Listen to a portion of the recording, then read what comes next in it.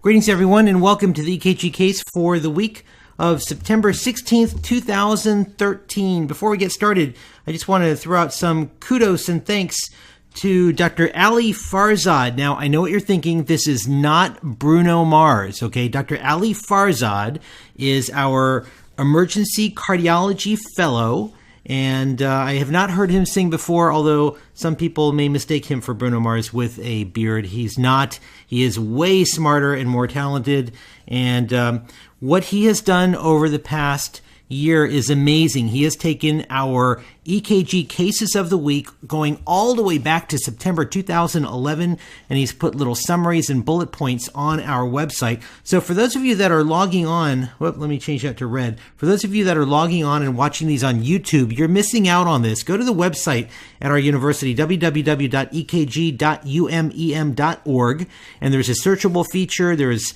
key points and take-home points that he's put on the website. He has been staying up day and night, weekends, holidays, burning the candle at both ends to get this done, and he's done a wonderful job. We've gotten a lot of great feedback from people who are looking at the website, and it's really, really gotten a whole lot better. So thank you very much for all your hard work, Ali. And also, I want to mention that this is the start of year number 3 of these EKG cases of the week. We started this the second week of September 2011, and so we are just now starting our third year.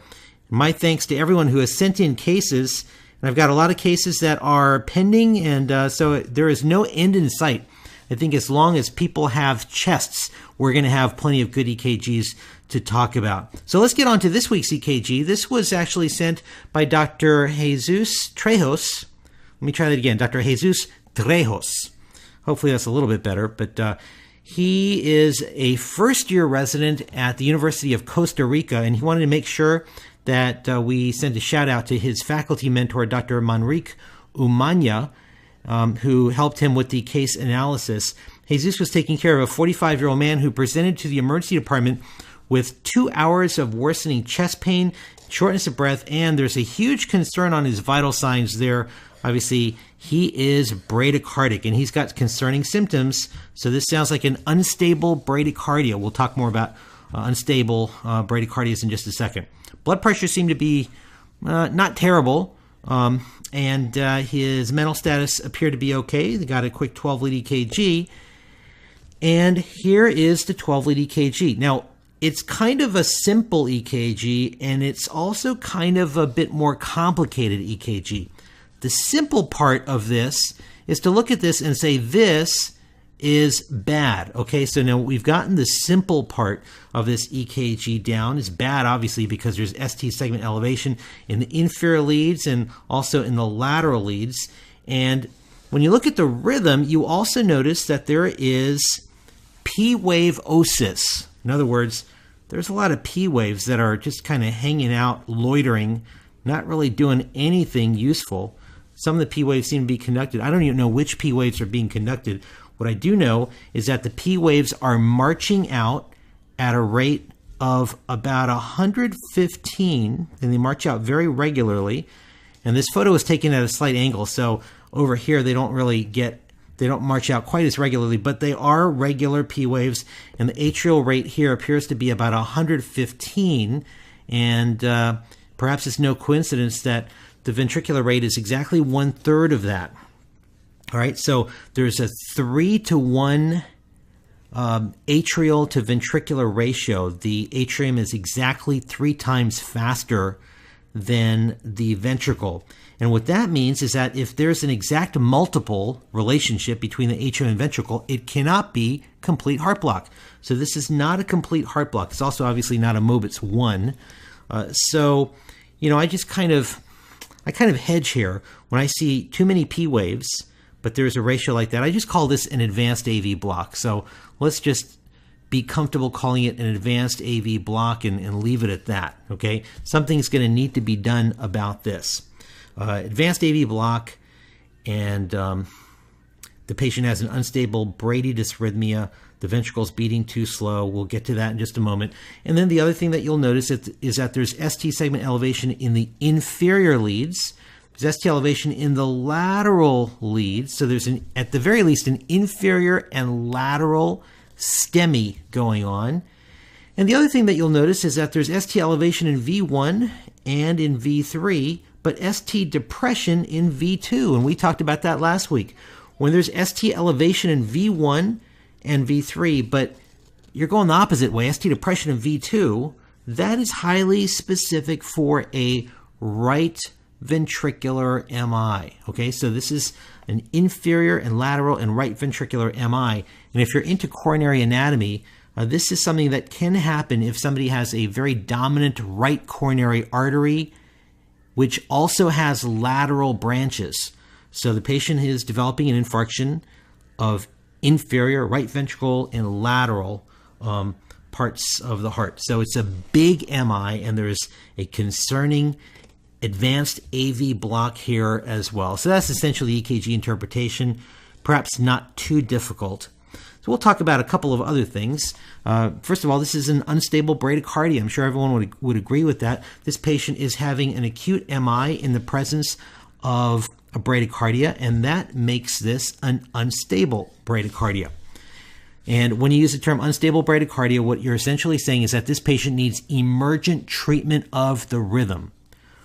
And I like to think of 4 times or 4 scenarios where a bradycardia or tachycardia, but a bradycardia in this case, is considered quote-unquote unstable. In other words, we need to treat the rhythm emergently. The 4 criteria that define unstable are if somebody's got a severe bradycardia with ischemic chest pain, or if they're in acute heart failure, or they have a decreased level of consciousness, or if they are hypotensive. Okay, so this patient meets criteria for having an unstable bradycardia because they're having ischemic chest pain, cardiac ischemia on the EKG, and that means we need to do something about this rhythm immediately. If a person had none of these 4, they were simply bradycardic, but had none of those 4, you wouldn't need to treat the rhythm emergently. Okay, you could probably watch them for a bit, maybe set up for some other type of procedure, but in terms of emergent treatment, in other words, we need to go right to ACLS and do something right now. Those are the 4 criteria that define unstable bradycardia and need for immediate treatment.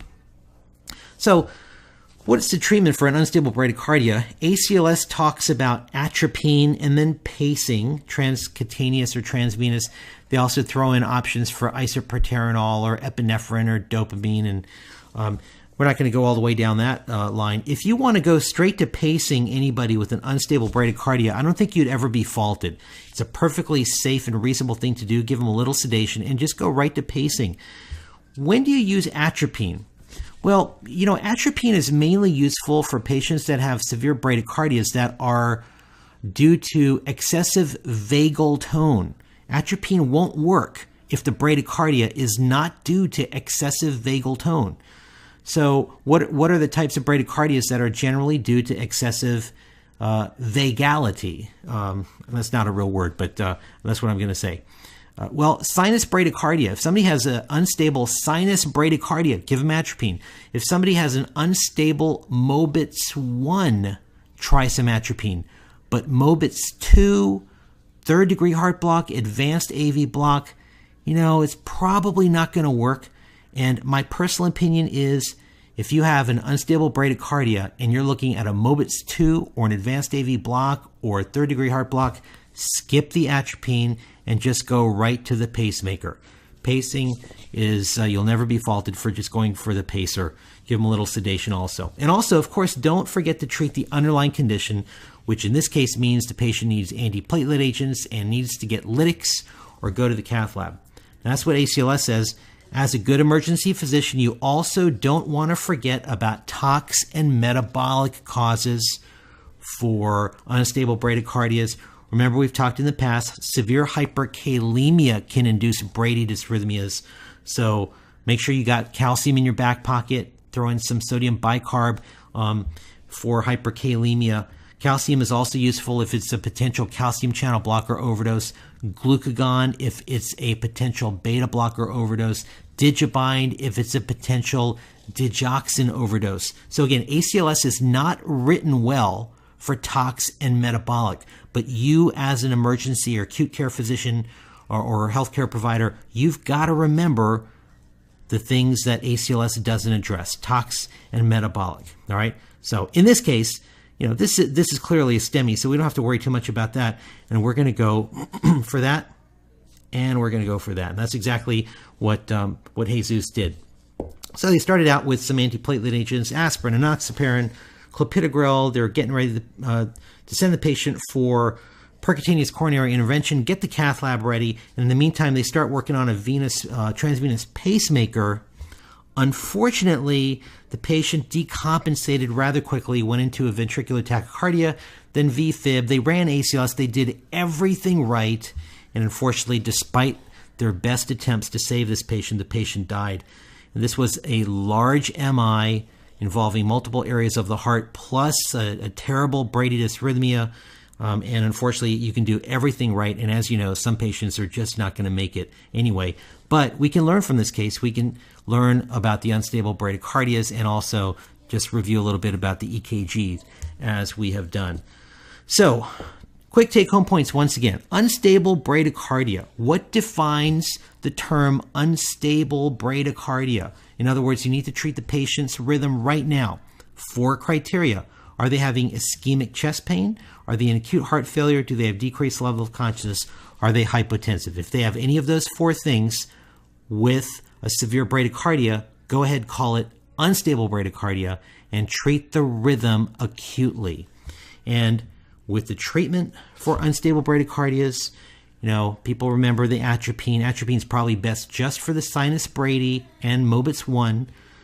You won't be faulted for going right to a pacemaker. And also, please, as a good emergency physician or emergency healthcare provider, don't forget about tox. Don't forget hyperkalemia, the metabolic causes, and make sure that you are always focused on treating the underlying cause, not just focus on ACLS, but treat the underlying cause as well. So my thanks to Heyzeus for sending a case that gave us an opportunity to talk about bradycardias and an interesting rhythm, and I hope that was helpful, and I look forward to talking to all of you next week. Bye for now.